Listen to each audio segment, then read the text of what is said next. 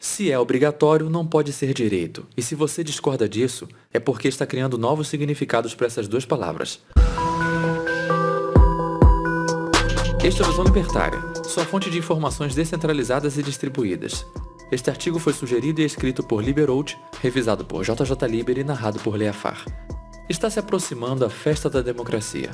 Aquele momento lindo em que o Sr. Bovino Gadoso acha que tem algum poder. As eleições. Porém, por causa da fraudemia, estão se discutindo a possibilidade de fazer eleições diferentes. Porém, um ponto pouco tocado pelos parasitas de Brasília é a obrigatoriedade do voto. Vamos entender a confusão de palavras que os políticos fazem para enganar o gado. O que é um direito?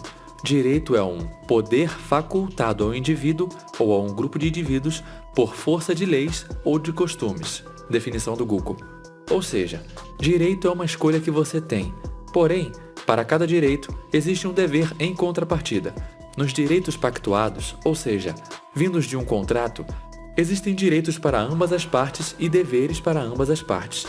Por exemplo, se eu compro alguma coisa, eu tenho o direito de receber algo e tenho o dever de pagar. Por outro lado, o vendedor tem o dever de me entregar algo e o direito de receber algum dinheiro. Direitos naturais, por outro lado, são erga omnes, ou seja, são direitos que geram deveres para todas as outras pessoas. Por exemplo, meu direito à vida gera um dever para todas as outras pessoas de não atentarem contra a minha vida. Por isso que animais não podem ter direitos, porque eles não cumprem os deveres naturais. Mas voltando ao tema, direitos são facultativos. Se eu compro alguma coisa, eu tenho o direito de receber algo em troca. Porém, eu posso abrir mão desse direito. Para ficar mais fácil de entender, imagine que eu encontre alguém vendendo água na rua. Eu pago o preço da água e, portanto, eu tenho o direito a receber uma garrafa de água. Porém, eu posso abrir mão desse direito, e por isso, o vendedor não tem mais a obrigação de me dar água. Isso se torna uma doação. O mesmo pode ocorrer do outro lado. O vendedor pode me dar a água, mas se recusar a receber. Isso também pode se aplicar a um direito natural. Eu tenho direito à vida, mas eu posso acabar com a minha própria vida. Para ficar bem simples, direito é a possibilidade de exigir um dever de alguém.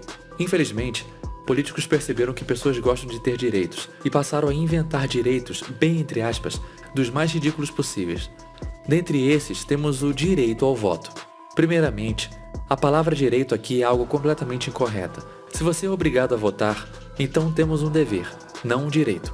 Tanto que se você não for votar, você tem que justificar porque não foi, sob pena de multa, entre outras penalidades.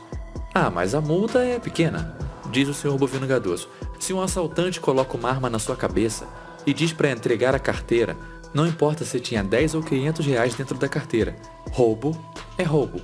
Mas de onde veio essa ideia idiota de obrigar as pessoas a votar? O voto tem sido obrigatório aqui em Banânia desde 1946, e o motivo oficial, claramente mentiroso, é que isso é feito para o gado valorizar e respeitar o ato de votar, além de que isso ensinaria o gado a ter a responsabilidade com seu voto. O fato de a maioria dos gadosos não saberem nem como funcionam as eleições proporcionais é um mero detalhe. Agora vamos falar a verdade. Se o voto não fosse obrigatório, você teria votado nas últimas eleições? E nas anteriores? O fato é que se o voto fosse facultativo, pode ter certeza que nem metade dos bananenses compareceriam às urnas. Aí, entra em cena o voto obrigatório. Se o gado médio já vai ter que ir até o curral eleitoral, duplo sentido, ele está mais sujeito a escolher um parasita. Isso pode parecer irrelevante para uma eleição do rei do gado federal, vulgo o presidente. Mas numa eleição de vereador ou deputado, isso faz toda a diferença. Caso o voto fosse facultativo e a maior parte dos bananenses não votasse, não haveria sequer votos suficientes para preencher as cadeiras dos milhares de sanguessugas chamados de políticos. Além disso, tem a questão da legitimidade. Governo coercitivo jamais será legítimo, mas ele tenta se passar por legítimo dizendo: "Ah, mas X milhões de pessoas votaram em mim." Bom, veja o caso do segundo turno da eleição de 2018. Atualmente, temos quase 210 milhões de pessoas aqui. Desses 210 milhões, apenas 147 milhões são eleitores. Afinal, crianças e algumas pessoas que não atendem a algumas regras do governo não podem votar. Desses 147 milhões, menos de 80% compareceu às urnas, quase 116 milhões. Desses 116 milhões, mais de 11 milhões votaram nulo ou branco, restando aproximadamente 105 milhões. Desses, cerca de 58 milhões votaram no Bulbasauro, o atual rei do gado, e 47 milhões votaram no poste do molusco. Ou seja, o rei do gado foi escolhido com o apoio de 1/4 da população bananense. Agora imagine que o voto não fosse obrigatório. Quantos compareceriam às urnas? Vamos supor que a taxa de abstenção fosse de 60%, que é a atual taxa de Trumplândia. Embora eu pessoalmente ache que a abstenção aqui seria de mais de 80%. Se aplicássemos essa taxa aqui, teríamos que menos de 59 milhões iriam votar. Vamos ser muito generosos e dizer que ninguém votaria nulo ou em branco. Assim, teríamos que o presidente seria escolhido com menos de 30 milhões de votos, ou seja, menos de 15% da população. Isso seria desastroso para o governo. Desse jeito, seria muito mais difícil manter a narrativa de que o governo representa o povo. Esse é um dos motivos do voto ser obrigatório, para dar essa aura de representante do povo a parasitas sem valor. Por isso que vemos uma diferença tão grande entre os debates que acontecem aqui e os debates que acontecem nos Estados Unidos. Lá, o voto não é obrigatório. Portanto, não é só uma questão de fazer o outro parecer o pior possível. É preciso convencer as pessoas a saírem de suas casas para votar. Essa é a razão dos debates daqui serem basicamente ataques pessoais, tentando fazer o outro parecer o novo Hitler, enquanto que lá são debatidas propostas e resultados. Mas nem tudo são más notícias.